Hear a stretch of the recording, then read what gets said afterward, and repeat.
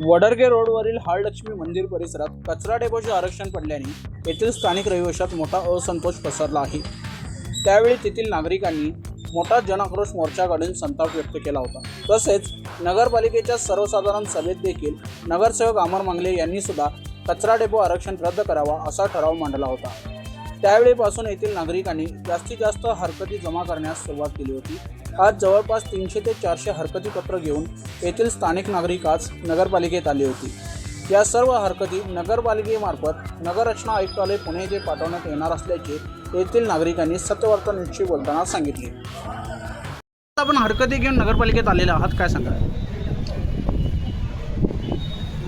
कचरा डेपो आणि दफनभूमी विरोधी संघर्ष समितीच्या वतीने गेल्या 3-4 दिवसापूर्वी नगररचना विभाग पुणे येथे हरकती जवळजवळ 300हून अधिक हरकती जमा केलेल्या आहेत। त्या हरकतींचा एक नमुना किंवा त्याची प्रत म्हणून आज गडिंग्लज नगर परिषदेमध्ये मुख्याधिकारी यांना या हरकतीची प्रत आज जमा करण्यात येणार आहे आणि या परिसरातील सर्व नागरिकांचा कशा पद्धतीचा या ठिकाणी विरोध आहे हे दाखवून देण्यासाठी म्हणून या सर्व हरकतींची एक प्रत आज नगर परिषदेमध्ये जमा करण्यात येणार आहे। यापूर्वी नगर परिषदेला निवेदन देण्यात आलेलं आहे।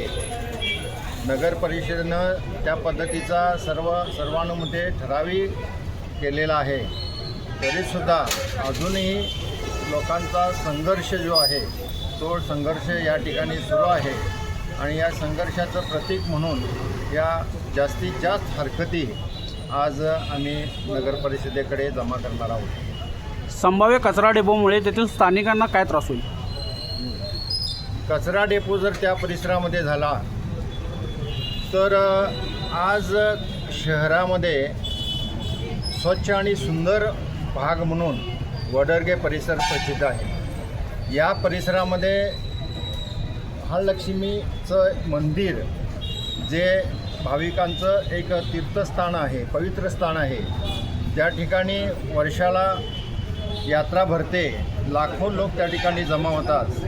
त्याचबरोबर याच ठिकाणी महाविद्यालय आहे, शाळा आहे, अंगणवाडी आहे, अनेक मंदिरं आहेत आणि या परिसरामध्ये आज गडिंग्लजमधील नागरिक जे आहेत ते राहण्यासाठी हा परिसर किंवा हा एरिया जो आहे तो पसंत करत आहेत। जर कचरा डेपो झाला तर या सर्व गोष्टी या ठिकाणी त्याला अडथळा निर्माण होणार आहे।